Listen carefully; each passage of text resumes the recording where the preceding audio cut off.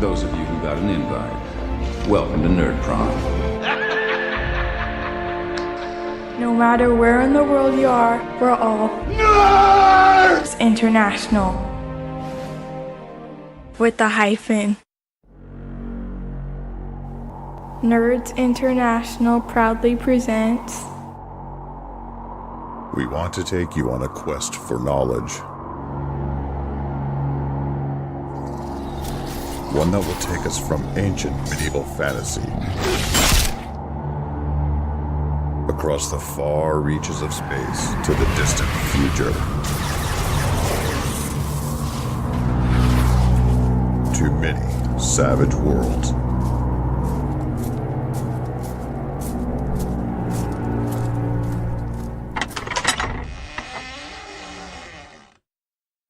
Welcome to the Wild Eye Podcast, episode 60. This is a podcast dedicated to Pinnacle Entertainment's Savage Worlds, aimed at beginners and veterans alike. I enjoy Man Bum. What's going on today, gentlemen? Specifically you, Lamry, you little sexy machine, you little stud muffin of love with your no sleeves on. That's right. Well, I'm doing good. Just got back from vacation. Harrison too. You too a little bit, and then you got sick. And only Paris is working like crazy. That's right. Yeah. I went on to a vacation with Eric. Me and him are very deeply, deeply in love. We went to Vegas together. We're now married. It was a good time. Eloped. Yep. It was good, wasn't it, Eric? Yeah. What did your wife think of that? My wife was very annoyed, I've got to be honest. But she's not in the picture anymore, so it's all good. Life changes for the best, hopefully. What's going on, Paris? How come you're the only one working? When are you going on vacation, and where are you going to? Man, I can't see myself going on vacation anytime soon at all. We're into week 2 of our new site, and last I heard they want me to open 2 more. So no, I can't see holidays happening anytime soon. So what if a man asked you to elope? Then would you take her a vacation? A sexy man. Gary, let's say Gary. Yeah. Probably not. But hopefully I can save up enough to come to Con on the Cob next year. We'll see how we go. You, bottle of tequila, running start, some Vaseline. Ow! And staying in Australia looks that much better. Tijuana. Okum to the land down under, mate. Because obviously I've been away and that, I decided to make a little jingle for this episode. So this is just a little treat. Ladies and gentlemen, please welcome to the stage Metallica. Yeah.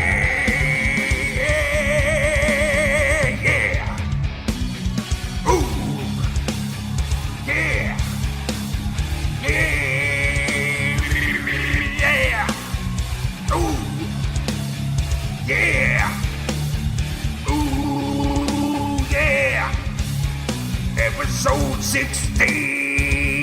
Yeah. Yeah. That sounded familiar. But now I'm pumped. I'm ready to go. I know, man. Talk about Savage Worlds. Thanks a lot for this musical interlude. If anyone recognizes that backing track, it's not. It's very subtly different. All right, so shut up. No feedback, please. Anyway, what we got on the menu for today, Eric? Well, last episode, Paris and I talked about crunch, and it was mostly about skills, more skills in your Savage Worlds, right? And we asked people to give us some feedback, let us know what they thought about our discussion. And yeah, we received a lot of feedback, quite a few letters. So we're going to, the meat of the show is going to be to read those letters and comment. And I know, you, Harrison, and Gary, you weren't there for that episode. So hopefully you listened to it and you have your own things to say about that, right? I listened to half of it. I was very busy, and I don't really like the show. So, what do you expect me to do, Eric? Come on.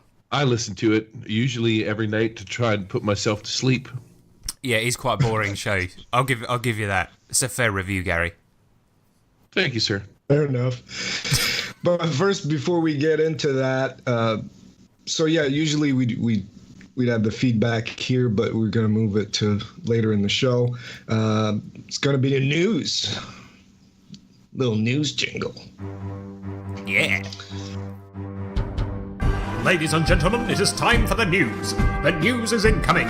Prepare yourself for the news. News! And some announcements about the Nerds International Network and the Wild Die podcast. So, recently Pinnacle announced the Kickstarter for the new edition of Savage Worlds, which will be called Adventure Edition. At only 4 times the price. Yeah, basically, right? So yeah, they announced the Kickstarter for the new edition, but they made another announcement recently, which is the Savage Worlds Adventurers Guild. What this is a marketplace for anybody to sell, make a little bit of money from selling Savage Worlds products without having a license to do so. This basically gives anybody the license to do it. If you're familiar with the DM's Guild, I think the Storyteller Vault, and I think Cypher has one as well. There's a couple of them now. They're starting to, sprout everywhere. So yeah, now it's coming for Savage Worlds. It's going to be exclusively on the Drive-Thru RPG Now platform. So it's going to be a marketplace on there. And I think it's got a lot of people excited about the prospect of, selling their stuff, seeing if people like it. I'm curious to see how that goes and how popular it's going to be. Give me a percentage rundown. What's the rundown on the percentages on there, Eric? All right, so yeah, obviously Pinnacle wants to make money out of that. For 15 years now, Pinnacle has made no money out of other people releasing products for Savage Worlds, including the licensees. They pay no royalties to Pinnacle, but now they do. Now for the Adventurers Guild, basically anything you sell on Drive-Thru RPG Now, the company OBS charges 30 to 35% of your profit. 30 if you sell exclusively on Drive-Thru RPG, and 35% if you sell on other platforms as well. On top of that, Pinnacle will charge a 10% royalty on whatever you make. So basically, you're gonna make anywhere between 60%, 55 to 60% of what you sell your product at. So this creates quite a dodgy situation, right? Because, put it this way, let's say, for example, no, actually not me. I'm going to say, let's say, for example, a person, a hypothetical person makes a game called Savage KKK, right? And then it's like, finally, play as the KKK using the Savage World system. And then Shane Hensley and all of his Pinnacle guys are making 10%, skimming 10% off the top of that. Suddenly, they're making 10% of a racist product, and they're drinking racist drinks using racist money. Uh-oh. Yeah, well, they still won't allow that. They still have some standards. You can't sell pornography on there. What? Or something a bit weird that they say that I don't quite understand is violent content. And I don't get it, because every RPG basically has violence in it. So I don't quite get it. But they still have some standards. You can't sell garbage on there. They're just going to pull it. Anyway, I think it's great. And I think that we're going to see a lot of really interesting products on there, hopefully. So that's awesome. Gary, you got any plans to release anything? I'm still not 100% sure how they're even going to roll about it, because you're not allowed to write for any of their settings. So if I wanted to make a cool badass 50 Fathoms module, I couldn't do it, or I couldn't do a Rippers module or a Riffs module, or and I'm saying module, but let's just call them adventures. Like, if you can't write for any of their settings, I just find that like a sort of a weird setup. It's like when you're doing the Adventures Guild for Dungeons and Dragons, you can still write about places, people, places, and things inside of Farron or Forgotten Realms deal. Yeah. So I don't know. I don't know how it's going to work. It's weird. I think that in 50 Fathoms, what you could do is just write an adventure, but call it generic priority setting, or just write your own setting, but just rename everything very subtly and call it 49 Fathoms. Yep. Yeah. I guess so. I don't know, Eric. You've probably read more about it than I have, but that's what I gathered. You can't write anything that pertains to their core material, or you know what I mean. You can only write. I guess you can only write for stuff like from or for the core book. You can't write setting. It's core book. It's core book only right now. Not even the companions. They might open it up to some of their settings, but as they say, it's also an IP issue. Like with Solomon Kane, obviously the IP belongs to someone else, and they're using it. 50 Fathoms is their own, and so is Deadlands. But I think they just want to see how it goes with just a core. So basically, people could publish their own one sheets, pre-gen packs, their own setting. They could make their own setting and plot point campaign with it. But no, you can't touch any of their settings. I know some licensees have opened up their own settings. Melior Via have opened up Cursed and the Thin Blue Line. So you have to contact them and make a deal with them, and then you can use their setting. But so far, that's the only one that came up. We should open for up another percentage. You can use their setting. Yeah, probably. I don't know. I'm not. I didn't contact them, so I don't know how it works. But basically, we should contact the guy that made Aliens versus Rednecks and make that an open setting. Exactly. Yeah, contact Just Insert Imagination, and what a great company. We'll see what we can do about that. So that's it for the announcement. Yeah. I haven't sort of dilly-dallied around the DM's Guild in some time, but I know that a lot of people throw up maps and stuff like that. Like, for the Adventurers League, every time they open it up, they'll throw out 15, maybe 10, 15 different adventures, and each one of those adventures will have like a little map image on the back, and then people will sort of redraw the map in their own image with their own artistic talent and stuff like that. So I'm just wondering if you would even be able to write a map for like a 50 Fathoms adventure if you can't sort of touch their IP. You know what I mean? It's just the weirdest kind of thing. Like, I guess all you're going to get is generic fantasy, which really limits, especially Savage Worlds, which is, like a universal system. I don't know. Yeah, I just find it weird.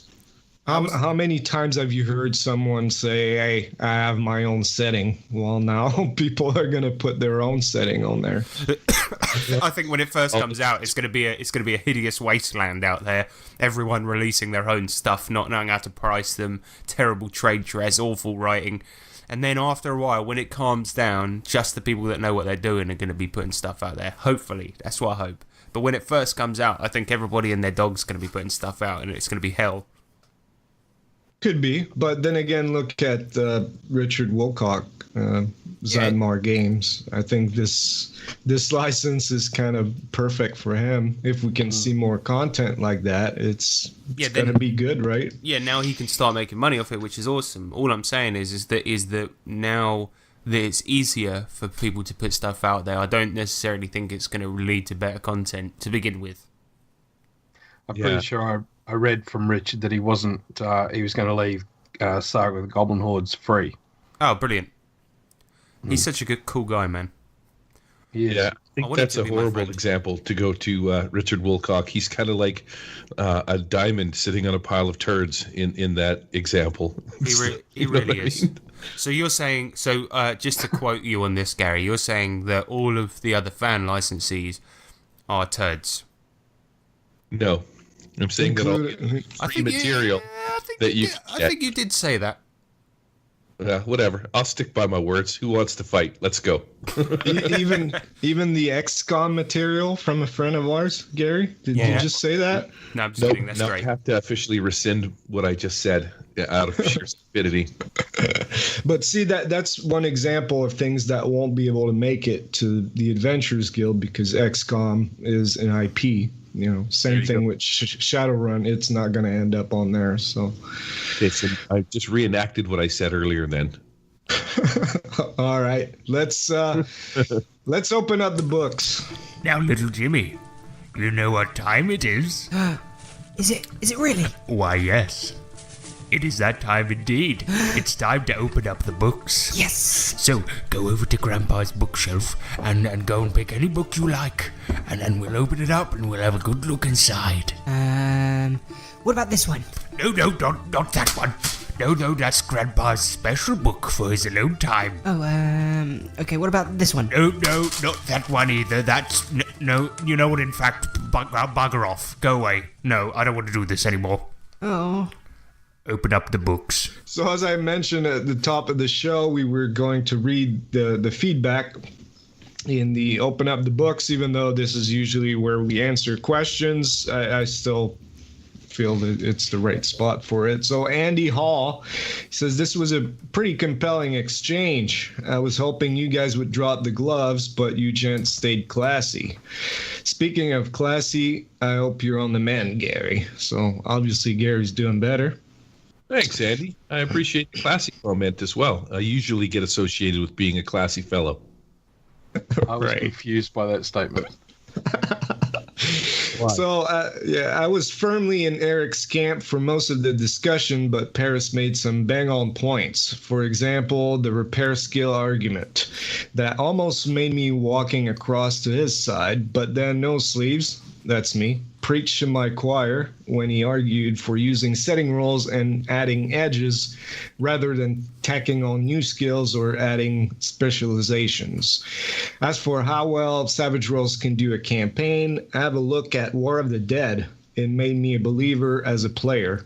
The players grew and progressed, and the character advances seemed to fit as we're watching characters in a familiar zombie TV series progress over time.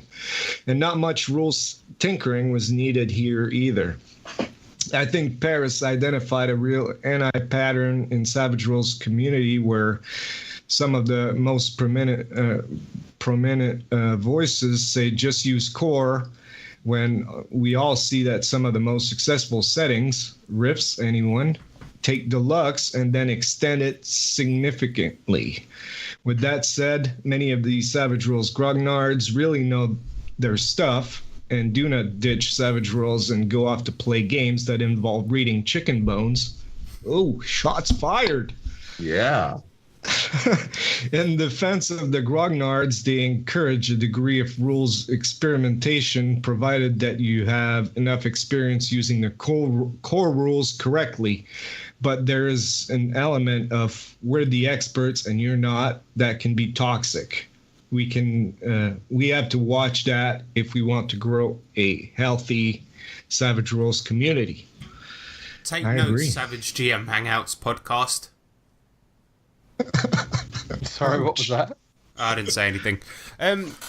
Yeah, sorry. I think Andy, thanks for the email. First of all, thank you very much. That's a great email. You know, but if I can comfortably leave, go get some jelly beans, eat them, and come back midway through your email, you know you've gone over the limit. You know, and I think this is the reason why we should have a character limit on the email. That is my input. Thank you, everyone. Forget that. Then he would just cut out the speaking of classy part where he called me a classy dude. Does he have any idea what you're like? I'm sure he does, or he wouldn't have written such a stunning, stellar email. No, he hasn't been listening long enough. You're not That wasn't classy a at long all. email. You once told me a story about how you and your gaming friends were gaming all night, ate a bunch of shit sushi, got really drunk, then puked up the sushi, then chased your mate through a garden with a chair or something. Mm-hmm. that happened. We also shaved some eyebrows. And did some drinking and driving 25 years ago. Do not drink and drive. I do not recommend it. That said, this was one of the things that I was posting about inside the Wild Eye Hangouts thing that we guys have. Paris, your point on the repair rules sort of had like a similar thread where you seem to think that somebody shouldn't be able to, or if you can fix a ham radio, your repair skills shouldn't also be applied to like fixing a spaceship, something like that. I think that's how it went, right? Mm-hmm. But when you were saying that, I was thinking to myself that it should, because if you're the guy that's doing the repair skill, let's say in a sci-fi setting, because a lot of this stuff is setting dependent, right? So if you've taken repair in a sci-fi setting, you're like Scotty from Star Trek. He could fix anything from a ham radio to whatever. Not only that, he had the computer at his disposal. He would have taken courses in basic electronics that would have allowed him to understand, what kind of circuits there are on a ham radio and stuff like that, as well as basically anything on the spaceship. No, what if you have the repair skill because your character's background is a plumber?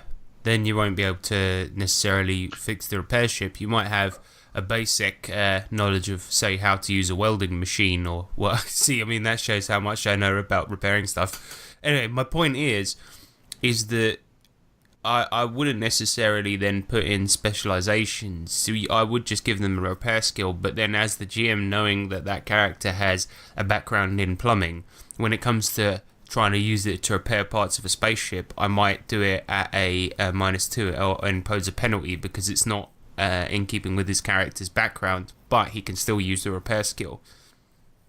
It's one way to do it. I have a tendency to disagree with that because, like, let's stick to the original setting. He's a plumber.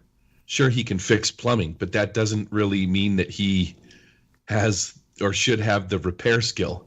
I would actually specify repair plumbing, and stick to that, as opposed to say like the ship's engineer who should have repair. And it's that idea sort of goes across all of the settings. So you think you should only have But repair. that doesn't work out, Gary, because a plumber repairs plumbing. He doesn't just install it, he also repairs it. And there's many different components to plumbing, which involves everything from welding to gluing to construction. So that all does come under repair. But as you point out, if I'm a plumber, I'm not going to be able to know how to repair the dilithium crystals on the Starship Enterprise. Yeah, because we had a guy. I totally agree with what you're saying, but that's my premise. If your character is going to be Sarah from the grocery store, whose father was a plumber, and she has, she went to plumbing school before she decided she didn't like it. Her thing is plumbing. Her thing isn't fixing starships. Even in the sci-fi setting that we're talking about, you know what I mean? Like, you're throwing in a very specific. She's a plumber. Then if that's your character's whole backstory is plumber, it's repair skill, knowledge plumber, and that's it. I wouldn't allow that character, and that character in itself shouldn't have the idea in their head, oh, I can fix a starship because I took plumbing. Yeah, okay, but then put it this way, we've what if you to put it in a more sci-fi contextual thing, right? How about this? You're a character who's never left their home planet. Let's say they're from Mars, right? They've never left the home planet, but they come from the slums, and they've always spent their entire life fixing cars for spare change. They basically fix cars in the slums. They do this, and they do it for little money. But they've never left the home planet, never been on a spaceship. Then they should have the repair skill because they're a mechanic, right? But when it comes to fixing a spaceship, they get this mission, and they're doing planet hopping stuff, and then the spaceship gets shot, and the captain's like, quickly, mechanic, go to the back of the room and repair the dilithium crystals. And he's like, I wouldn't have the first clue how to do that. I fix cars, not spaceships, man. What's wrong with you? The two are completely different. But can I get that? I just want to interject because I wanted to clear up a couple things that I said in that last podcast with what I was looking for. So my first point was that anytime someone wants to add or do something with Savage Worlds, a lot of times they get shot down and get told to go to core, which is a sideline argument. This whole premise of crunch came from, again, from my work, which is getting an old way of saying it. But what I've got there is, and it related to what we talked a little while ago about what people find in D&D that they don't seem to get in Savage Worlds. So what I think I've put my finger on is that in D&D, there are very defined roles with defined... So when a character levels, it has choice, but it's within a defined range, and it's all meaningful towards what that kind of character is. We discussed that in Savage Worlds, you can make a character that pretty much personifies the class or the career that someone is wanting to chase within this role-playing game, but they can do it right off the bat. They're done almost from level one. And so it comes down to what do we choose going forward with their experience points. And what I've been seeing is that people will pick things within a couple of advances that have really nothing to do with the character anymore because their character is already done. So they're picking things that makes them better at combat, and it makes them it gives them more advantages in combat. So they pick those edges that allows them to draw cards and that kind of thing.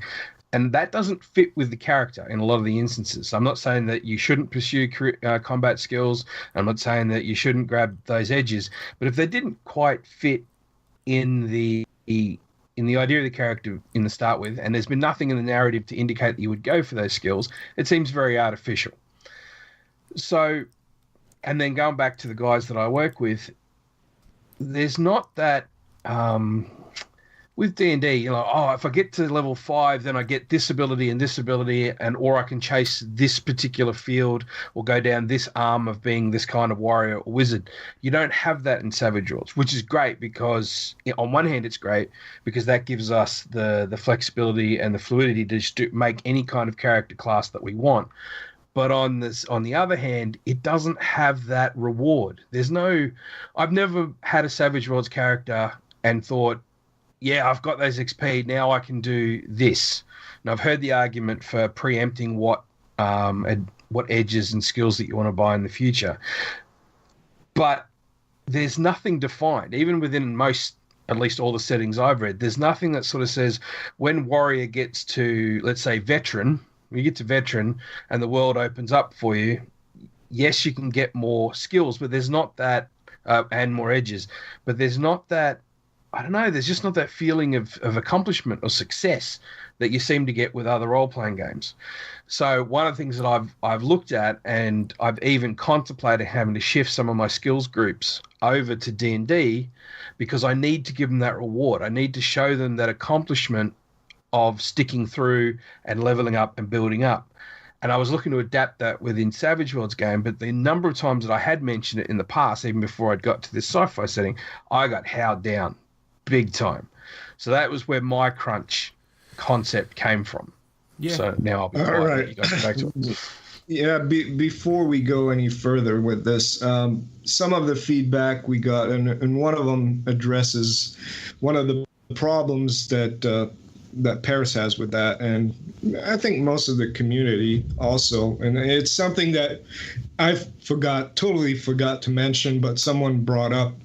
And the first thing is skill familiarization, which means, and I can even quote here. Let me scroll down all these emails. That you will find on page 23 of the core book.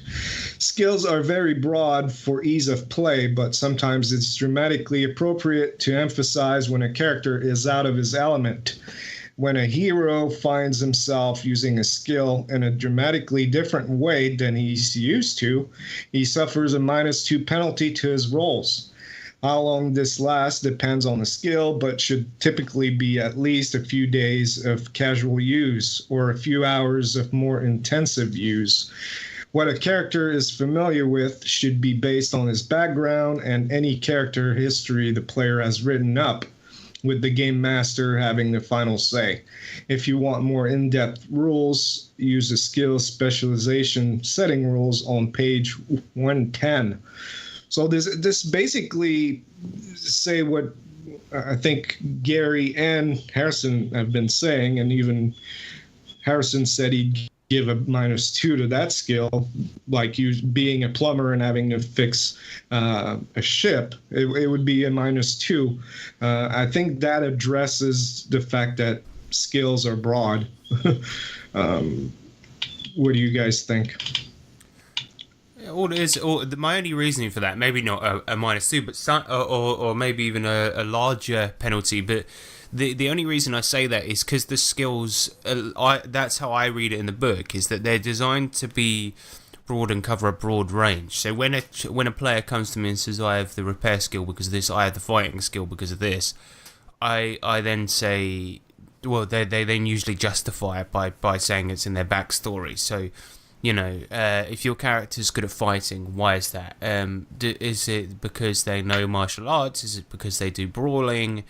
Is it because they are a wrestler? Whatever. It doesn't matter. But the point is that it's how you trap it and how you link it to your backstory. So if they're trying to do something that's not in keeping with their character and something that they wouldn't know how to do, then that's when a penalty might come into play, because it's not in keeping. For example, if you're only in the sci-fi setting only repairing cars, and then you try to repair a spaceship, well, yeah, it's going to be easier for you than somebody that has no repair skill, but it's still going to be bloody hard. Oh, well, okay. So, I guess the thing that I'm fixed on, and I'm happy to be wrong, but this is where I sit at the moment, is let's remove sci-fi out. Let's go fantasy. All right. Yeah. If I make a character and I pump a whole bunch of points into repair skill because I want to be the greatest sword maker that ever lived, right? And another guy puts repair skill in because part of his backstory is that he might have been a bit of a carpenter. He's a woodsman and he knows how to make arrows, so that's his repair skill. Yeah. That we might go on an adventure and it might come down to having to find the right components to make this fantastic sword. The problem with our current scenario is the guy that spent all that time invested in making a character that was the greatest blacksmith that walked this planet is really not much better than the guy that went, I whittle some arrows. Happy days, I got repair skill. Because they could make the same roll. One's at a -2. It's not that big a deal. -2 is huge. Yeah, and to an extent, I do agree with Paris, because no matter what it comes down to, while their backstory is important and it will come into play during the game, when it's those random moments of, hey, your cart's broken, both of you give me a try, all it boils down to is whoever's got the highest one will give it a go, and that's it. And the other person will And the other issue you have is that, okay, so let's say I turn to the guy and he jumps in and goes, I want to make this sword. I've got a repair skill. So, yeah, but dude, you only work with wood. I'm going to give you a -4 penalty because you know nothing about dealing with metals. They're going to crack the shits with me. Oh, but I spent points in repair. The rules state I should be able to do it. Yeah, and then you create another negative experience. While I agree with that, I with those types of negativity, I think that's just down to DMing style. Because if somebody says, I don't know, man, because at my table that wouldn't be a negative experience. It's just, I guess I'm lucky in that regard, because if I said, yeah, but you only work with wood, my players would be like, all right, fair enough, let's give it a go, and then they just roll, and that'd be it. I mean, we wouldn't argue about it. The difference is I do have that. Go ahead, Paris. Yeah, sorry. The thing is, I do have that. So I work with guys that can be very specific about detail. Yeah. And while I guess the thing what I'm saying, and I'm not trying to convince anyone on either side. I'm really saying playing it the way that you want. But the generalized skills, that is fantastic in a one shot and maybe a couple of sessions adventure. But if we want to be serious about creating a campaign and what it really means to run an RPG campaign, it's not just about telling story anymore. There's that character development and there's that reason for why characters do things. You may as well throw out the repair skill completely and then make everything knowledge skills, knowledge blacksmith, knowledge woodworking.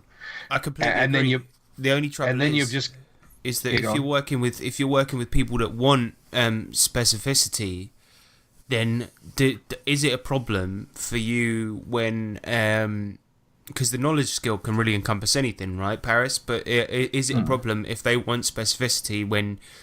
Because there's absolutely nothing wrong with making more specific skills and having specializations. I don't see a problem with that if it's good at your table. But neither do I. Unless you ask the question at the Savage Worlds community, then you get howled down. Yeah, exactly. So, but the problem is do they want like a defined list? Because there could be hundreds, like the people that you play with, Paris. Yeah. Here's the thing. I think I can solve this problem with one simple statement. This isn't a Savage Worlds problem. This is a your players problem. This doesn't sound like it's an issue with the rules of Savage Worlds. It sounds like it's an issue with the players that you're playing with, Paris. There are some other people that have said the same problem, though, Gary. If you're gonna come across as a woodworker and then want to blacksmith a sword, I'm gonna that's a player issue, man. That's you not playing your character. That's you trying to be some kind of like goofy ass rules lawyer and like skirt like just a bunch of storytelling or backstory stuff. That actually angers me because I've had to deal with this stuff before and it's frustrating. I would never do that as a player. If I'm rolling in as an auto mechanic, you're not going to see me make a roll on how to try and make a bow and arrow out of wood. I would know that my character wouldn't be able to do that. Yeah, I think we're digressing pretty far from the actual points here. And while I love this discussion, I guess what we're asking, the question here is Savage Worlds allowed to be crunchy? And there seems to be this overriding consensus from most everyone, including some of the panel here, that no, it shouldn't be. It's what makes Savage Worlds is its broad strokes. Would that be a fair statement? Yes. I guess so, yeah. That's how I see repair skill, as a broad stroke. Back to the sci-fi setting. If you're an engineer, you can fix anything electronic that has to do with like spaceships, ham radios, somebody's tablet. It's all encompassing in that idea. You don't need to be a tablet specialist or a fusion cell reactor specialist. But if you're the ship's maintenance guy, you can fix anything. So if someone wants to make a setting, and instead of it being just, hey, here's some extra edges or skills, but they actually went, right, there are defined classes within the setting, and between and in novice you can only have and if you pick this particular class you can only have these specific novice skills, and then if you get to veteran you can only have these specific skills, and then you get to expert, whatever the progression ranks are, and they actually define each class and limit the edges and the skills in that. Would you be, okay, that's cool for your table, or would you be like, dude, this is not Savage Worlds, get the hell out of my, get the hell out? Forgive me, but isn't Rifts like that? Like, Rifts is pretty crazy. Yeah. Yeah. You look at a character in Rifts and it's a joke. Just the pre-gens, the archetypes, they're like 3 or 4 pages long each. It's not for me. It's so crunchy, and it's fine. It's fine that it exists, and people. Obviously, it's one of the most popular settings for Savage Worlds, and obviously, people want that. It's just not for me. Every time I speak to people who play Rifts, they're like, "It's so amazing! You've got 6,000 character options, and you can spend 6 days making it." And I'm like, "Why are you in my house?" But the thing is, people like that.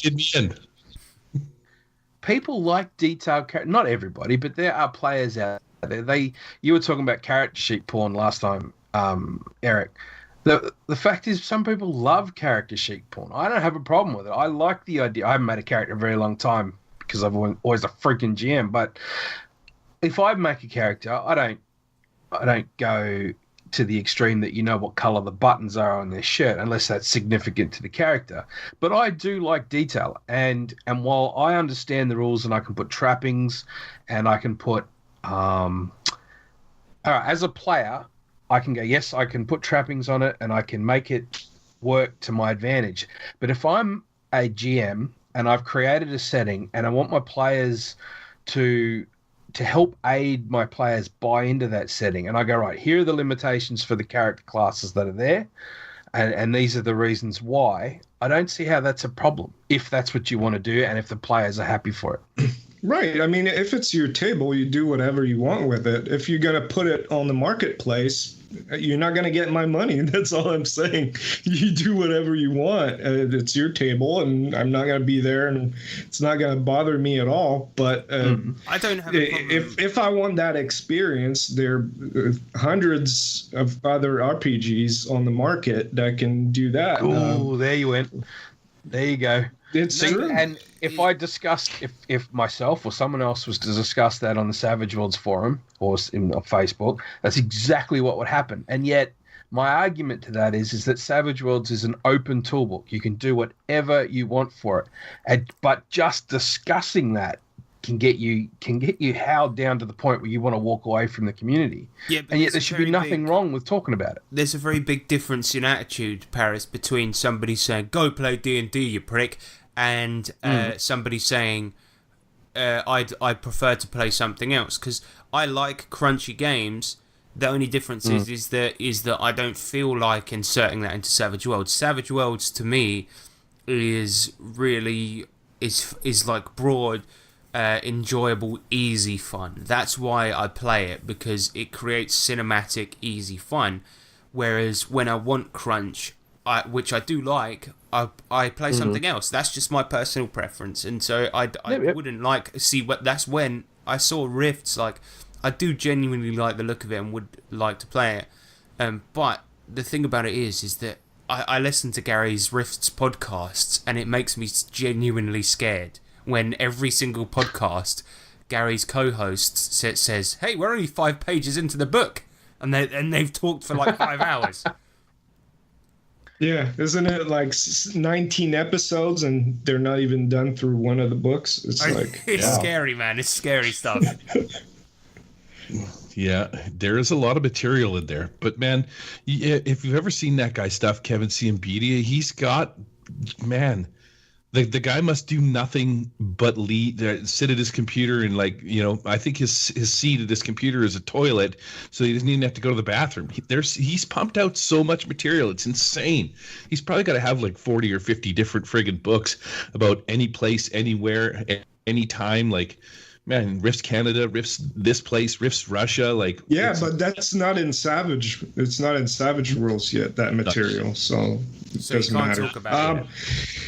Let's try to get through a little bit more of what people wrote. Adam Anderson wrote a blog post after our episode, and it's pretty long, so I'm just going to read 2 little bits here.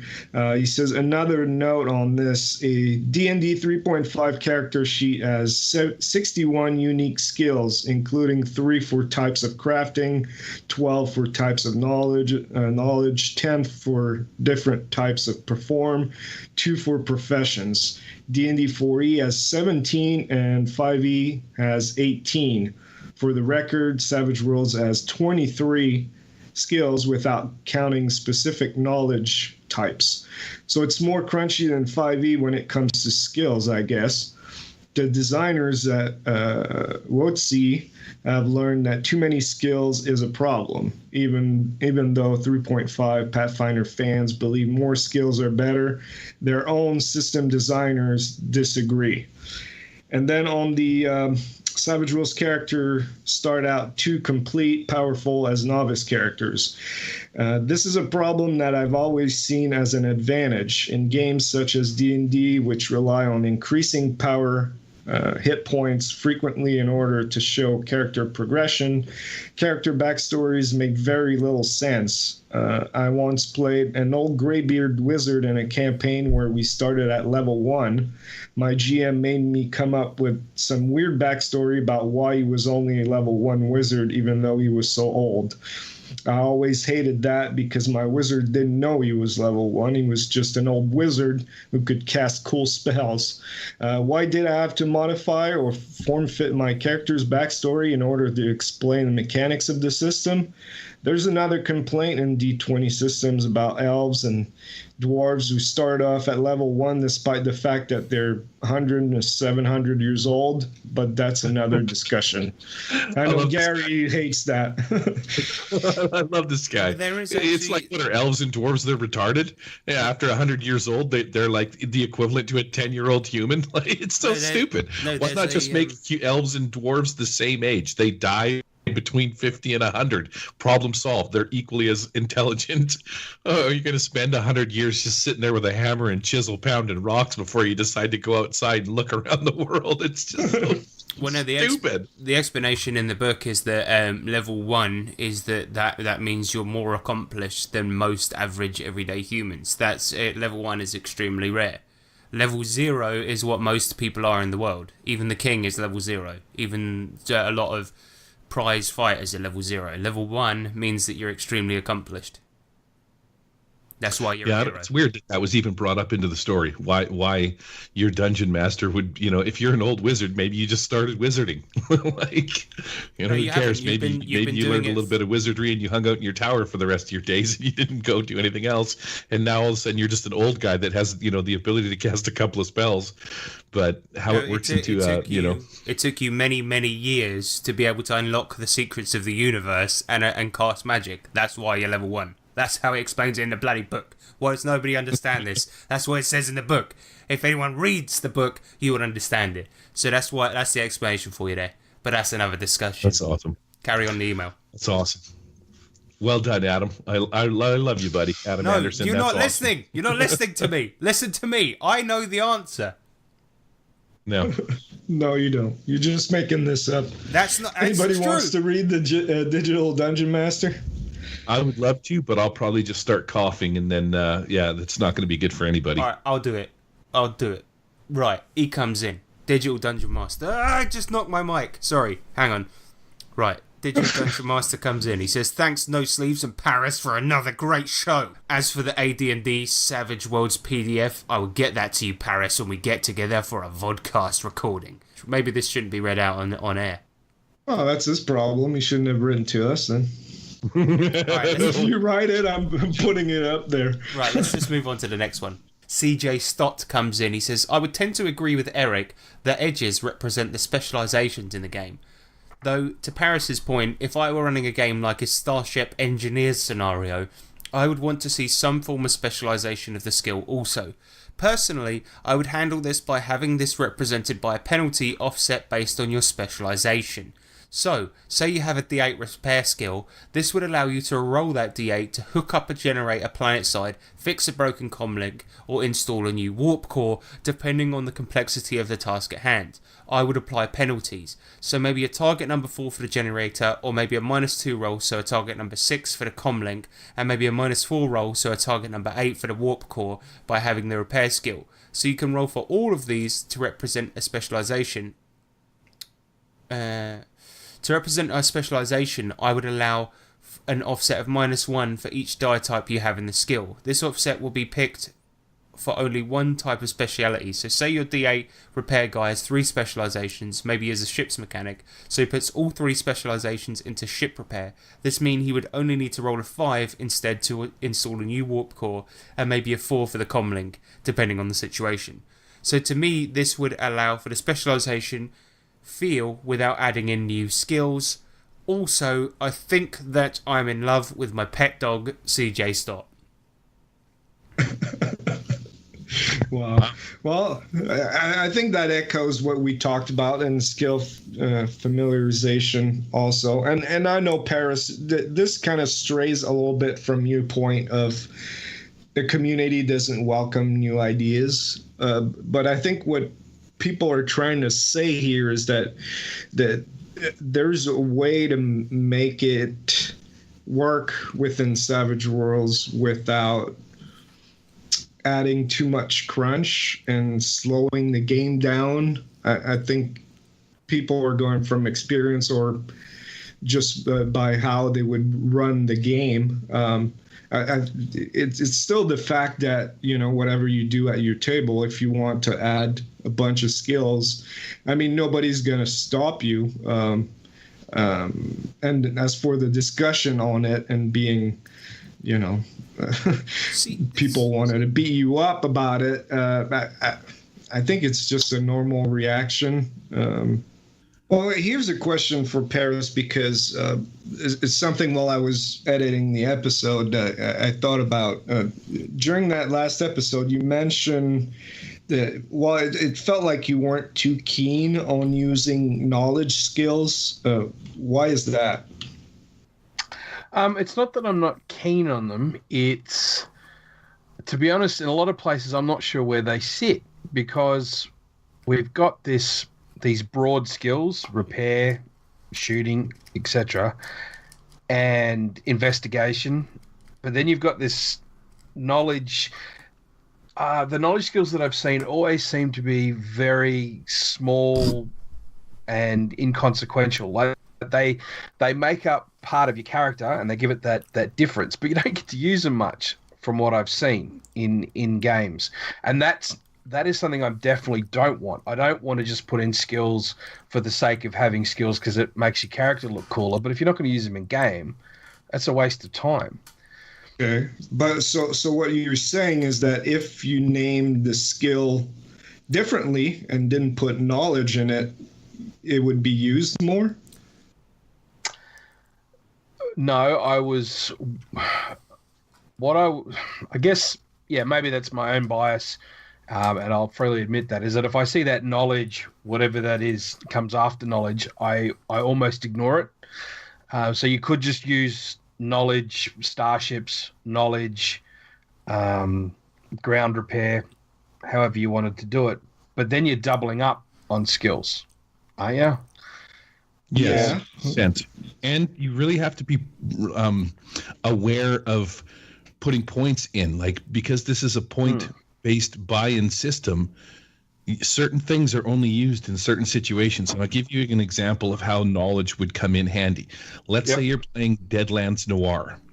Mm-hmm. Now, in Deadlands Noir, I'm sure that there's a generic skill that you can have to open a safe, like a generic thievery skill. Stealth, I believe, is what it would roll under, because that's Lockpicking.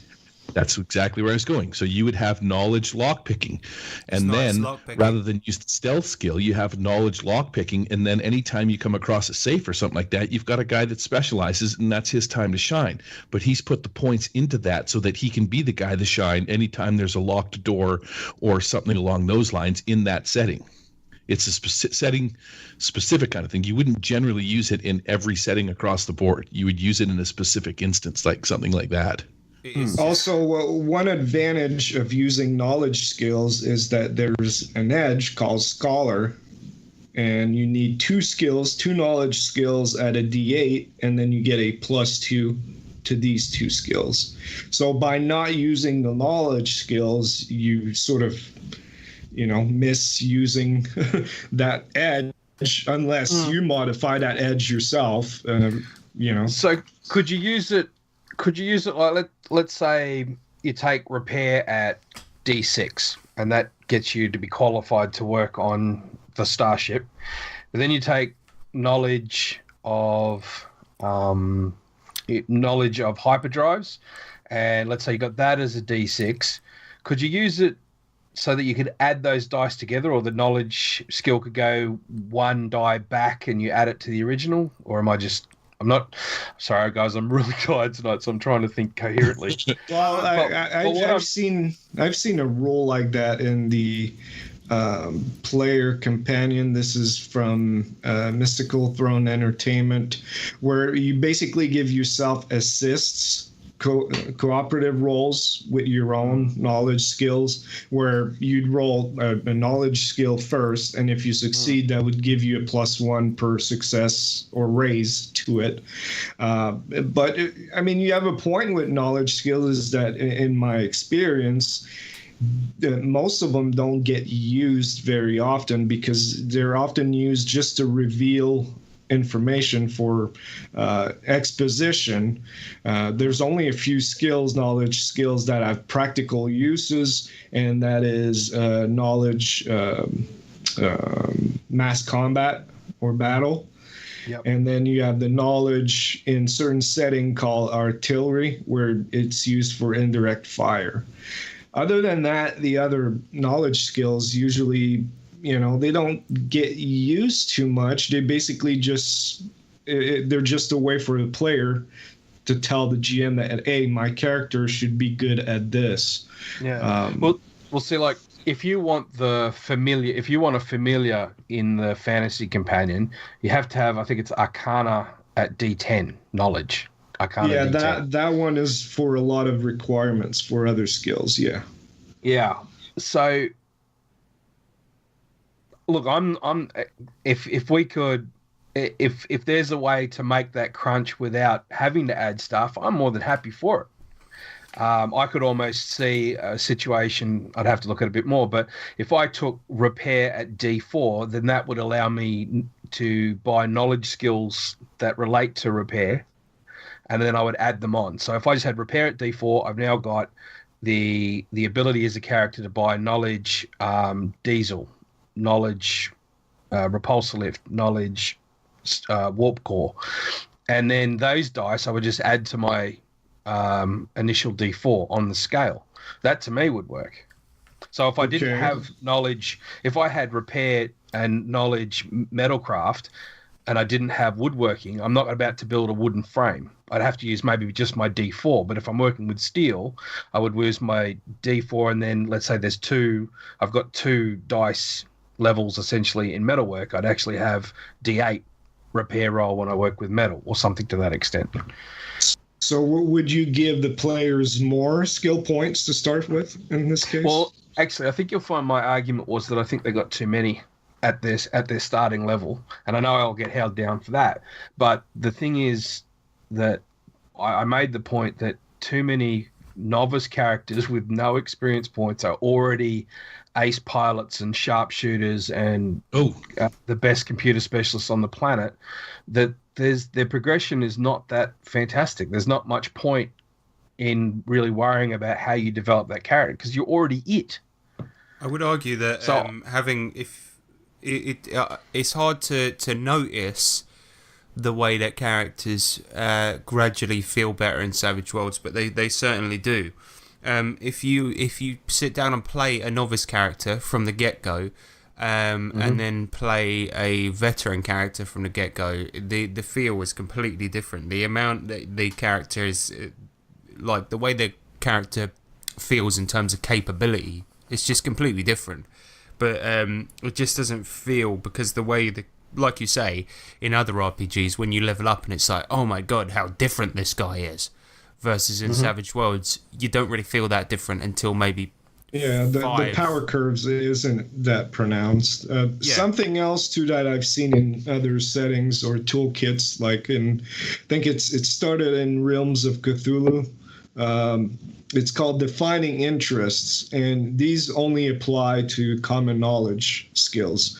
So I think in Call of Cthulhu, you pick just certain knowledges that your character knows, but it's more like trivia or knowing about pinups and that type of things. And Realms does that, where you pick a number. I think it's smarts die type number of defining interests, and these provide a +1 bonus to your common knowledge skills. So that's something too that you could do, where, okay guys, pick 4 kind of specializations for your character. So the mechanic could say, okay, I've got experience with engines, I got experience with body work, and you give them a list, and then they have these specializations where they'll provide a +1 bonus to their repair skill when they make it. That's one way of modifying it. Pertaining to what Harrison said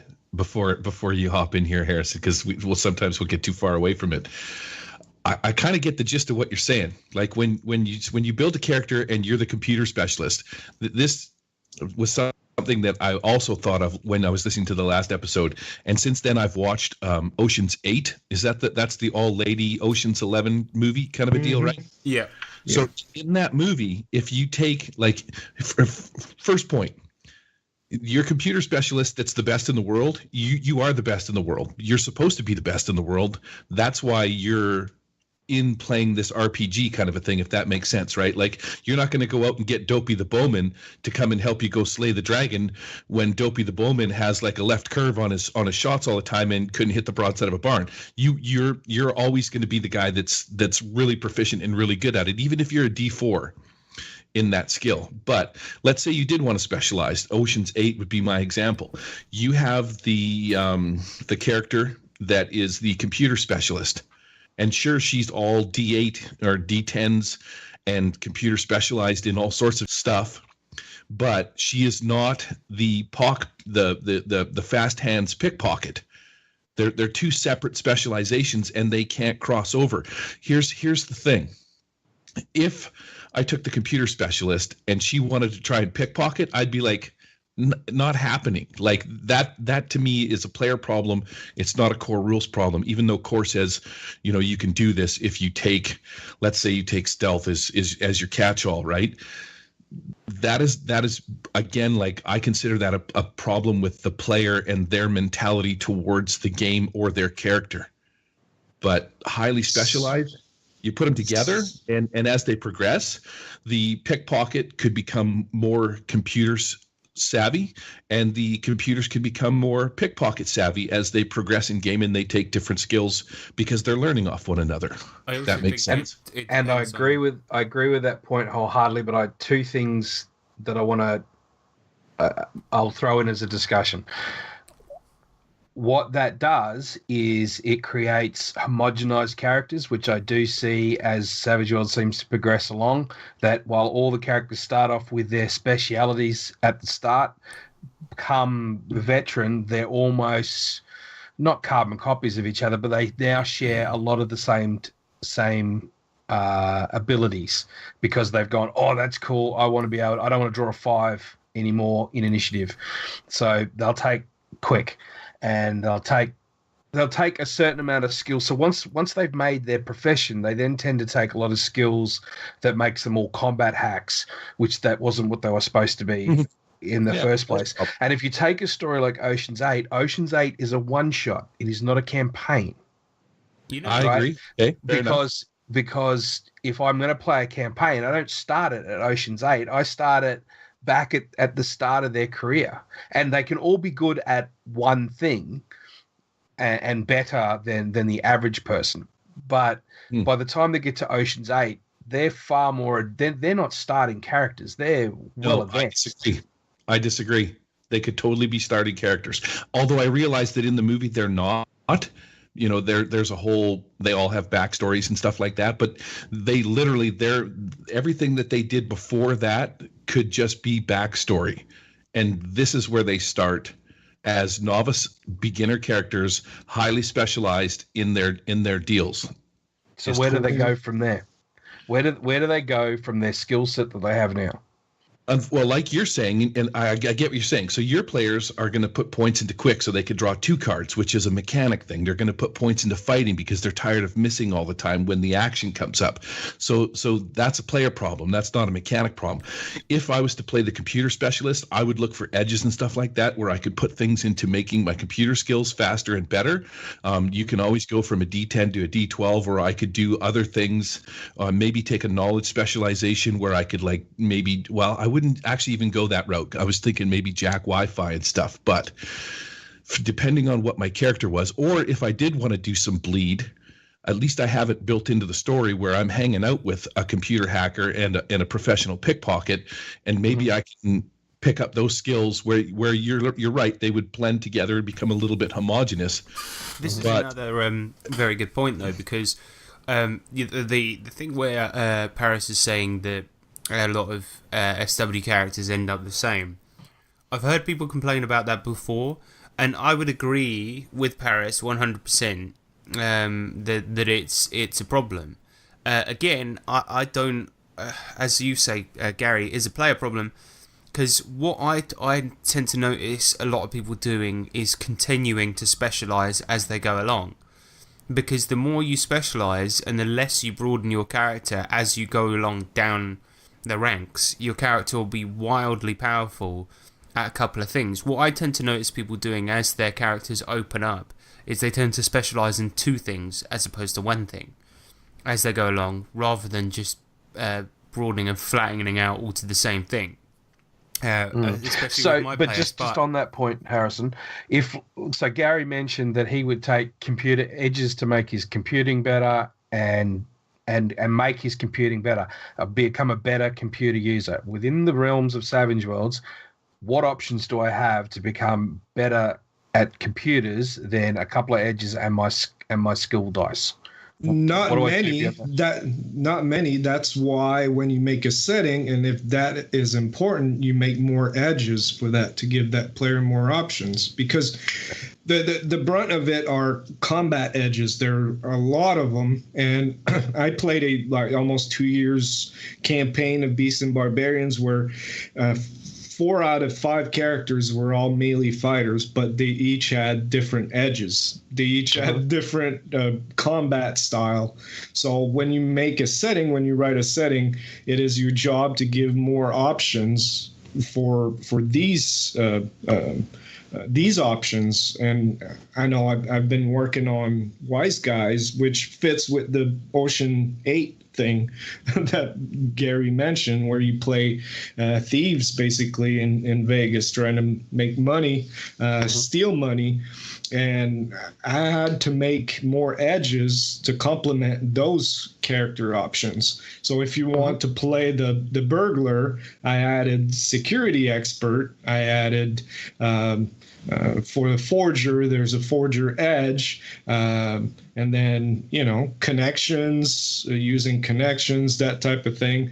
I mean, I added almost 30 new edges, and only 4 of them are combat edges. Most of them are professional edges, especially for that reason alone, to make the character niche stronger and give people more options beyond playing combat monsters. Yeah, because you look at both of the characters I played, right? They're both kind of infiltration dudes in a way, right? Because my first guy, Winston, he can pretend to be people, right? And that's kind of his thing. I mean, honestly, in the campaign, I didn't really do any of that in any classy way, but that's what he can do, right?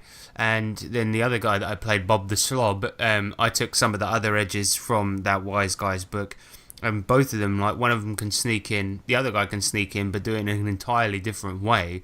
And because that book adds edges that can make thieves and miscreants and people like this in a variety of different ways and give them different feels, that's how it does it. So if you're playing a sci-fi setting, or whatever, we're talking about a setting with computers in it, Paris, and then you want to set yourself apart by being a different computer guy, a good setting, as Eric said, should back that up by having different stuff in there, like Wise Guys does, because and if it doesn't, then that setting is probably kind of boring. Well, so what you're saying about edges there actually has me, I'm thinking of it in a different way, which is cool, because I don't think any one way is correct. But I like the idea now, maybe, of instead of having knowledge skills, which I've always had, I've always felt were just bit of a waft dam. So you have your core skill, and then you take edges that are specific to specialization, and that to me shows progression. That to me shows that you are special and good at certain things. So I really like that. And I hate to do this to you, Eric, but when we were discussing Fallout, right, and there was edges that were brought out in Fallout, you just went core, core. Well, it's because they were named after mechanics that exist in the video games. To me, mechanics from a video game don't need to be ported over to mechanics for an RPG. It's just like if you do a Savage, I don't know, Pitch Black, or that series with Riddick. You don't have mechanics to worry about to port over to Savage Worlds. You just use the flavor. So to me, taking mechanics from a video game and trying to adapt them to mechanics in an RPG, I just don't like that. No, but the reason that Fallout one works so well is because it's got all of the monsters, the weapons, it's got locations, it's got missions, it's got everything. The edges and hindrances, whilst a lot of them could be done in core, some of them can't, and I think it's awesome. So anyway, screw you, Eric. Do you guys not find that when a setting comes out, like I don't know if it's I don't know why I feel this way, but I always feel like these settings, when they come up with all these extra edges and stuff, they always seem to get crapped on. Like, there's no need for all this stuff. Seems to be like a running theme inside of the Savage Worlds community. People just hate change. I didn't notice that. Where did you see that? I don't know. I didn't notice it. Yeah, I just feel like that happens for some reason. Yeah, like say for example, if a setting like Savage Fallout comes out, gives you a bunch of new extra edges, gives you like loads of awesome stuff, and then Eric just goes, just use core like every other stupid. Oh god, it really gets me going. Interface Zero gets shat on from a great height because it's advanced on the Savage Worlds rules, and it has, because they've tried to incorporate something which is complex, which is a cybernetic future world. I won't name the podcast, but they actually just went, it was a bunch of crap. They wouldn't be bothered with it. And I've heard other people within chats in social media where they've downed that game because it dared to expand beyond the core rules. Some people like that. We've seen that with Savage Rifts. I didn't see any of that sort of vitriol come towards Savage Rifts, maybe because Rifts was a known IP. But I think if you don't have an IP but you want to explore and go outside the norm, you're going to have a tough time in this community, and that just sucks ass. I think what it was I've played Interface Zero. I thought the book looked amazing. The production value is great. And then I played it. And, making a character takes much longer in Interface Zero than it does in vanilla Savage Worlds. And it came down to there were just too many details and extra rules to keep in mind while GMing the game, to where I didn't like it. Reading it reads great, and I think the designer did a great job, but he himself realized he missed the mark, and that's why he's making a third edition of Interface Zero right now, trying to bring it more. Yeah, he is. I'm starting to feel like that. But what was the rule, or can you give me an example of a rule or something that you had to learn extra as a GM in that game, and why it was a problem? Well, the hacking rules were well done. I think it was just too long. And then you had occupations where characters started with, they had starting money, and it gave them bonuses to certain skills. I believe it's been a long time since I played it. And then all the little things like technology. So I think one time a guy is parked his vehicle on the side of the road, and then I made it that another gang came in and just punched their tires. And then he told me, I had anti-flat tires on that car. That's all the kind of little details that you don't usually think about, but with all the gear in Interface Zero, that it's all that kind of stuff that you have to keep in mind every time you try to devise a plot, because there's just so many ways to circumvent. Shadowrun suffers from that quite a bit. I think that's a bit of a problem with Cyberpunk anyway, because people buy so much goddamn gear, and every time you come up with a plot, they just go, that can't happen because of this, that can't happen because of this. It always happens in any cyberpunk game. You go, the guy starts getting away on his motorbike, and then the guy just goes, I activate my rocket boots. And then you're like, okay, what's the relative speed of the rocket boots? And then they roll for it, and it turns out they're 200 miles an hour. The bike can only go 150 miles an hour. They catch the guy, end of story. You have to try and think. I find a cyberpunk game that I ran once, I know we're getting off topic, but basically it consisted of me trying to do repair work on the story every single week, because it was just these guys like using everything they had to screw everything up. I mean, they got mechs about two days into the bloody story because they nicked it off some dudes, and that was it. Say goodbye. So is this where this comes from? Is this where when someone goes, hey, I've got an idea, how about we do this? And everyone goes, I don't want that because it's going to make my life harder as a GM. I'm going to have to remember more rules. Is that where the fear comes from? Is that why it gets shut down so quickly? Is it purely that? I actually think for me, yes. Sorry, yeah, I would agree with that because, like a lot of the reason I quite like running Savage Worlds is because it makes it easy for me as a GM, and I think you probably agree with this, Eric, is that when you're running things and it's easy for you as the GM, it's easy for them as the player as well, because then the discussion isn't, hold on, let me look up this rule, or hang on a minute, just let me get my head straight here. It's just quick, and it's like boom, boom. Do you agree with that, Eric? Yeah, like I said, for me, running Savage Worlds, that's what it comes down to. It's I don't have to have my nose in the book every half hour looking up a rule. We can concentrate on the story, focus on the story and play. And I don't have any bookkeeping to do during the game, where we can just play. And I mean, if your type of gaming, your preferred type of gaming is to play like that with crunchy and having to argue with the GM over a rule while both of you are skimming through the book trying to outdo each other, that's fine. That's just not my type of gaming, because to me, every time, and Gary mentioned that because he likes to be prepared for a game, is that every time you do that, it doesn't matter if it's in person or online, if you pick up your book to look up a rule, someone will start talking about something off topic, and then you have to try to interject yourself back into the game. People aren't in character anymore, and it breaks the pace and the flow of the game. And this is a problem I don't have running Savage Worlds, but I have running other games. It might be because I'm not as familiar with other games anymore as I am now with Savage Worlds. But to me, that's the biggest, greatest benefit of using Savage Worlds, is that it's easy to run and the pace is fast. So people stay in character, stay engaged into the session. This is why, we kind of like have,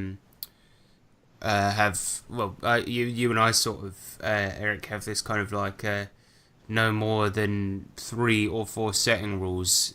That's when I start to switch off a little bit, like thing when it comes to buying settings, is because then it comes down to like when you're at the table explaining it to your mates who already know Savage Worlds, you just go, oh yeah, by the way, there's these differences. And as soon as you explain 3 setting rules or 4 setting rules, they go, oh yeah, that's awesome, that's revolutionary, this is going to have such a different feel. You explain, as soon as you get to that 5th one, they go, right, yep, 6th one, you're like, okay. So yeah, I can see why players do get annoyed when you try to switch it a bit too much.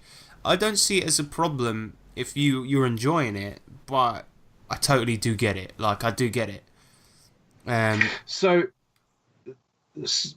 I'm following the discussion along, and what you guys are saying to me in terms of crunch is, Paris, it's already there. You just need to work more on the trappings, possibly some more specializations, and I can accept that, and I'm happy to work with that. I guess I don't have the answers, which is why I want to ask these questions, and I still need to find a way to have that successful feel of building your character as it progresses. I still don't think that's in Savage Worlds.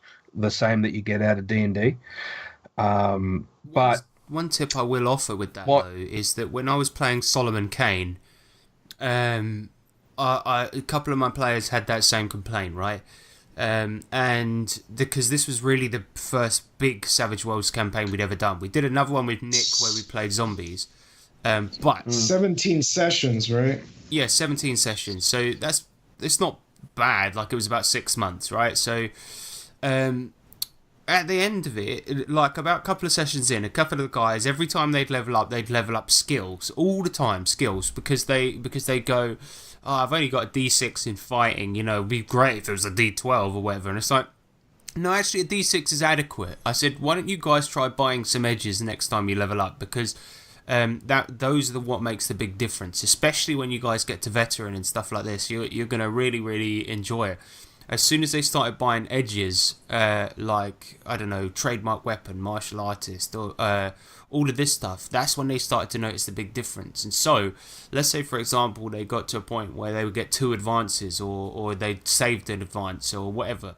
Then they started to buy 1 skill advancement, or a couple, and then an edge. And that was when they started to notice their characters really getting beefed up, because the edges really change the way your characters play. They change the way you think about the game, because suddenly, okay, you're trying to get into a different position in combat. You're trying to play the game in a completely different way, and it actually changes everything. So I think that maybe it's just a case of just having a quick word with the players and saying, look, maybe it's the way they're leveling up, not what. Not a problem. Except you've mentioned one thing, which is what's sticking to my throat at the moment: combat edges. That's basically where people head, is combat. And yet with my guys, and you're talking about what, 17 sessions? Yeah. I've had some of these guys now for 2 years. Yeah. And if we take a game like ETU, where they wanted to make characters that were students and specialized in things to do with their studies and with socialization, there was very limited. Other than that, it was like, oh, well, we might as well become gun-toting rednecks, because that's where our skills and points are got to go. Oh. Yeah, well, Solomon Kane, I guess, a lot of the edges in there do focus around specifically combat. So yeah, that was where a lot of it went, and it was a campaign about hunting monsters.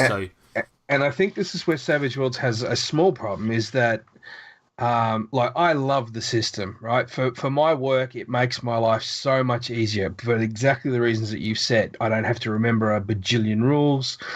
I can adapt on the fly very easily. I don't have to make a magic user like I do in D&D. I've got some skills and some dice and some spells, or some powers, and I'm good to go. I don't need to rack my head about, okay, they've got this many spell slots, they can only have these spells, and they can have whatever I want them to have. And I love Savage Worlds for that. But on the flip side, I feel that the character progression side is too much geared towards combat, and by rights, combat shouldn't be the core element of any role-playing game. It shouldn't be. No, and I don't think it really is the focus in a lot of the games that we play. But then during the sort of a lot of the role-playing sections in our games, like we tend to not really roll much dice, or many dice, I should say, and as a result, like we're sort of happy with a lot of the stuff being focused around combat, because that's when the dice start getting rolled. So I guess, that for us it's not really a big deal. You're lucky, Harrison. That's all I want to say. Yeah. We're running an hour and a half into the show, and I think we're kind of starting to repeat ourselves.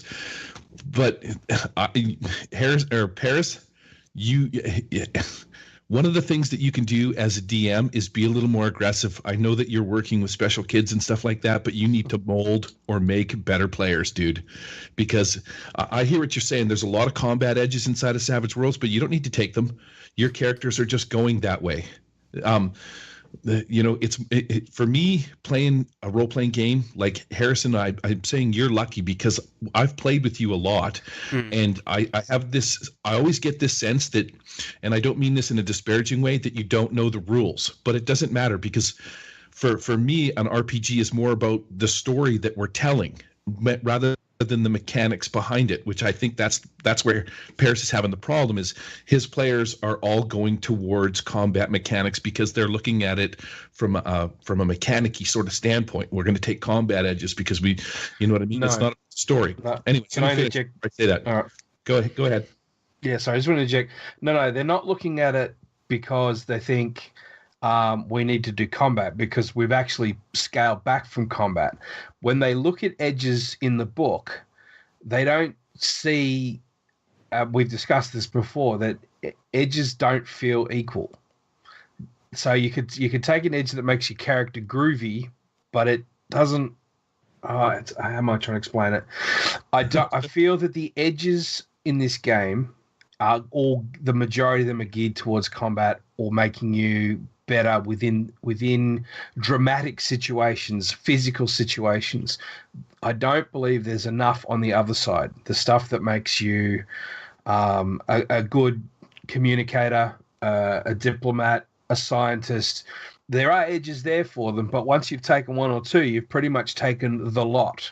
Yeah, that's because... Does that make sense? How many could you really think of? That's the only trouble. I mean, well, that's what I'm saying when it comes back to the repair skill.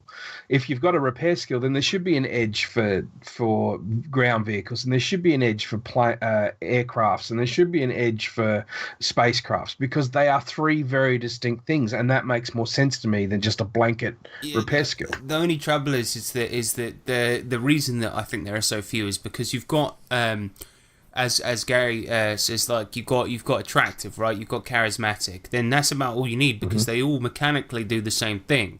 Then, let's say for example, you put in a skill in there called skill specialization, right? And then do that. Then it gives you a +2 to any skill you want. Yeah, you could have a bloody skill that gives you a skill that's like gives you ground vehicles, aircrafts, things like this.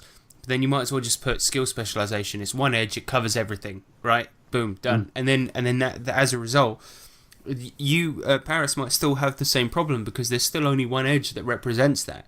But the thing is, then you've got all these different combat ones and only one edge. But I think that pretty much solves the problem. But then, I don't know. I would agree with Paris. Like, you know, when you're going from a starship to a spaceship to whatever your other example was. That there is a definite difference between those three, but you wouldn't see the three of them in the same setting. You don't see old Red Baron, bi-wing planes in Star Trek. I disagree, because you would see planetary, atmospheric crafts, and you would see spacecraft. Completely different things.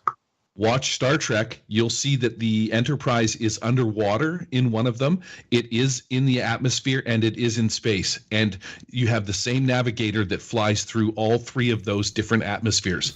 That is a reality inside of Star Trek. There is one episode with one of the new Star Treks where they're on this planet trying to retrieve something, and I watched it in 3D, which I thought was pretty cool, because when they're throwing these like cane sticks, like these javelins and spears in 3D, it was pretty sweet. You see them flying over top of like Kirk's head. But they dive into the water and they go underwater to the ship.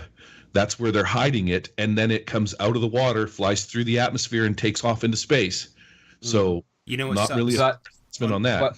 But the thing with the Star Trek style game is that there's actually very little combat in the Star Trek universe. The majority of it is all diplomacy and science and trying to figure problems out through engineering or clever ways. And then if they can't come up with an idea, they just talk in technobabble. Also, Star Trek's the problem with example. that is, if I was to make Star Trek in Savage Worlds, I don't have a lot of edges for that, because most everything is freaking combat. Yeah, but then Paris, the thing is that Savage Worlds on its own wouldn't necessarily do it justice. But if you bought one of the sci-fi books, definitely not Last Parsec, definitely not. But like, let's say for example, High Space or something like this, like one of the good ones.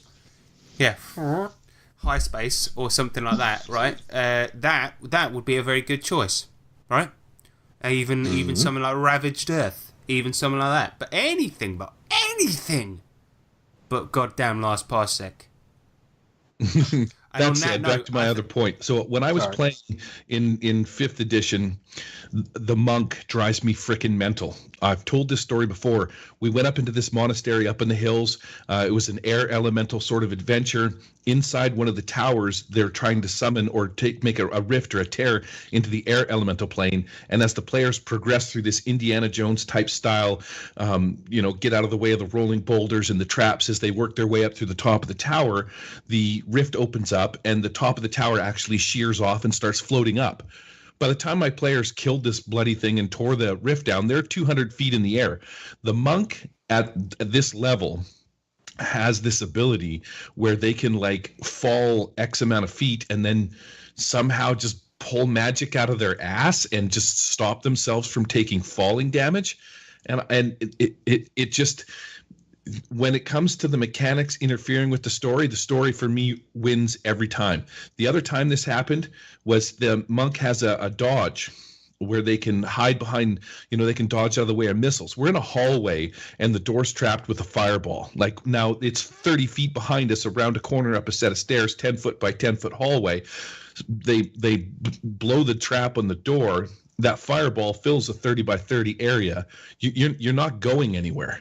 And this monk player that I was playing with insisted, and to the point where he got the book out.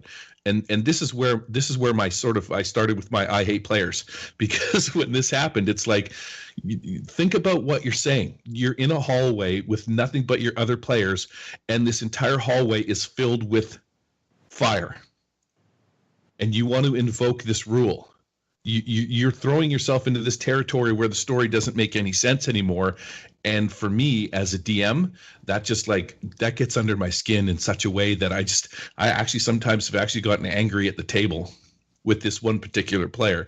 He was just a rules lawyer, and it literally gets in the way of the story. Anyways. You tend to get that less in Savage Worlds because of the simplicity of it.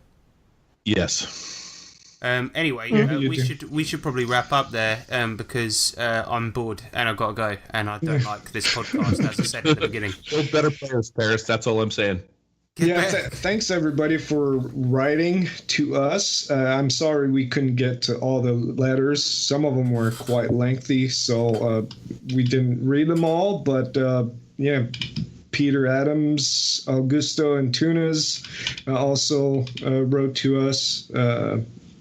So thank you. Yeah, we got one, I think your buddy Gary also that wrote to us, the Riffs guy, Herrick, Stuart Michael Herrick. Yeah, I think you wrote to us too. So thanks everybody.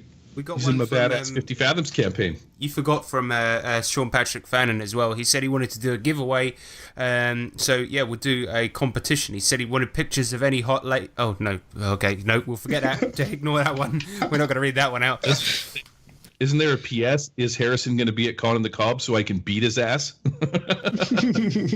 Yeah, he probably would do that. And then he'd deny it, and then he'd do a video later on saying that he did it, but it's not a problem. Right, so, moving on, let's wrap it up. Yo, motherfuckers, you all best back up. I always got a gun, I always come strap up. This ain't a game of pool, it ain't no time for no rack up. It's the motherfucking time for the motherfucking wrap up. Anyone who disagrees will get smack up. See me back in school when I shouldn't have learned to add up. Found a gun on the floor, instead I picked that up. Anyway, sorry, I'm motherfucking back up. What I'm trying to say is it's time for the wrap up. Yeah, this one goes out to all the ladies and all the men out there. Everyone in the front row, grease up. Yeah. Oh yeah. Tasty. I might cut all that stuff I said about Sean Patrick Fannin out. I think that's a good idea. Probably a good idea.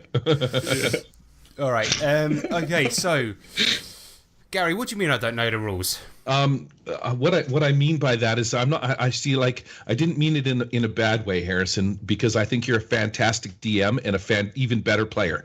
You come up with some friggin' great ideas off the fly. Whether or not mechanically you can do it in game doesn't matter, because for you it's not about the mechanics, it's about the story. Oh, right, and that's what I mean by that. Like you might not. There's been a few times when you've explained a situation mechanically and the mechanics that you've explained aren't how really it works, but it doesn't matter because it made for a way better story than if you knew the mechanics and stuff like that. That's what I meant. Yeah. No, I always say, like I said at Con Games when I played Flash Gordon, I was like, there are times where I'm just going to say, bugger the rules, this is how we're doing it. And yeah, I often do that, because we did it in the Flash Gordon game. There were times where characters wanted to do stuff, and I was just like, I think this, although the rules say this is how it's supposed to be done, it would be way more fun to do it this way. And we had people smashing guys' heads together. Where my brother once, he used one guy as a spear and speared him through another guy during a fight. It was awesome. Just things like that. Like, how would you pick up a guy and throw him? But really, it doesn't matter, because that is a hell of fun. Yeah, there you go. But so that was an episode, everyone. What did you have fun, Eric? Good. It was and good, Paris, good, how about you? Good conversation. So if you want to contact us, please do email us on thewilddie@gmail.com, or of course we're on Google+, Facebook, YouTube, we're on Bebo, all of that stuff, the Wild Die Podcast, and the Nerds International community if you want to mingle with us, and other shows such as the Murder Hobo Show, the Paris Conte Fun Time Hour, and of course, give me another show, guys, RPG Brewery, that's a good one. And we're on Twitter at The Wild Die. But if you like what we do and what you do, sling us a buck, and we're on patreon.com/The Wild Die. And of course, we would like to thank the following people. Yeah! Yeah! Sean, Richard, Jason, Kennedy, J. West, Ray, Aristia, Conrad, Erasmus, North, Burt. Murder Hobo Show, yeah! Rob Tell, Alan Bray, Corridor Trim, Steven Dragon Spawn, Manuel Sam's Pure Mongrels, Arceus Fantasy, RPG Map, CJ Stack and Bubbles, yeah! Peter Adams, Turfer, Mr. Stag, yeah! Jens Schoenheim, Digital Dungeon Master, yeah! Remy Billado, Gil, Josh Charler, Woodstrad, John Peterson, Greg Brody, and it's Carl Kiesler, yeah!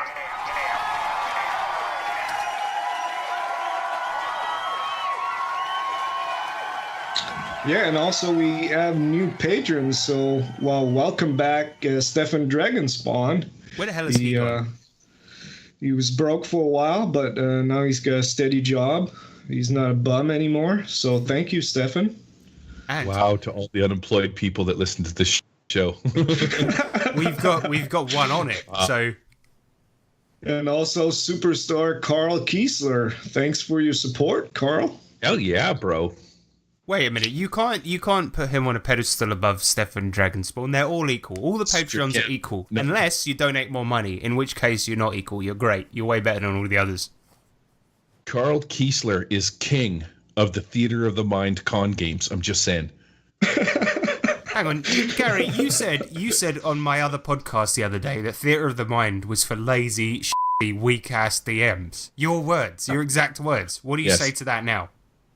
I don't say anything to that, but I would like to say, if you guys follow me or you're part of the Nerds International, you'll have seen in the last little while that I posted the Undead Monk Ape for the 50 Fathoms game, and I just wanted to give a special shout out to David Okum Art, speaking of Patreon, who took it upon himself within a day to actually build me a giant undead monkey that I have since modified. I'll be throwing up some pictures, but yeah, I just want to say thanks to David. It's freaking stupendous, man. Have you guys seen the pictures of the undead ape?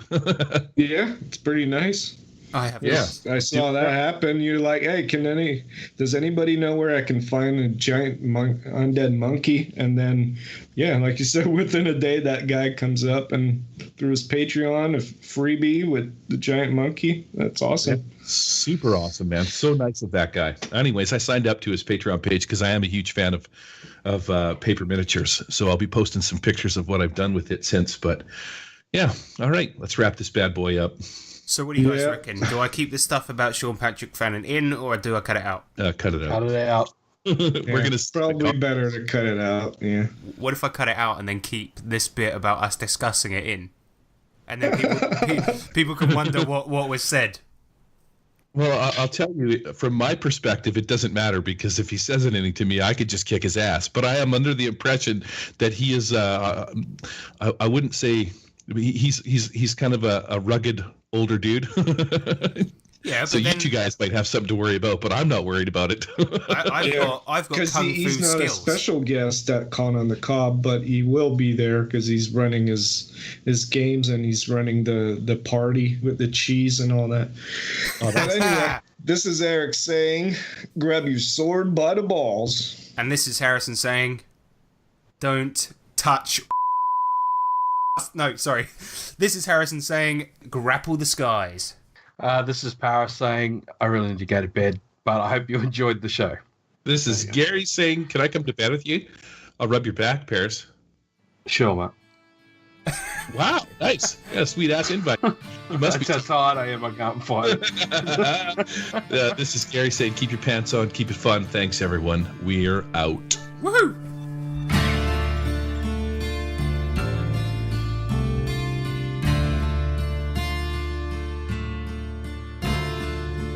The Wild Die Podcast is not affiliated with or endorsed by Pinnacle Entertainment Group or official Pinnacle licensees. Any of the products mentioned on our show or appear on our website are the property and copyright of the respected owners. All music and artwork is used with permission of Pinnacle Entertainment Group. All items are used under fair use and educational and review purposes. All other items are the intellectual property of the Wild Die Podcast.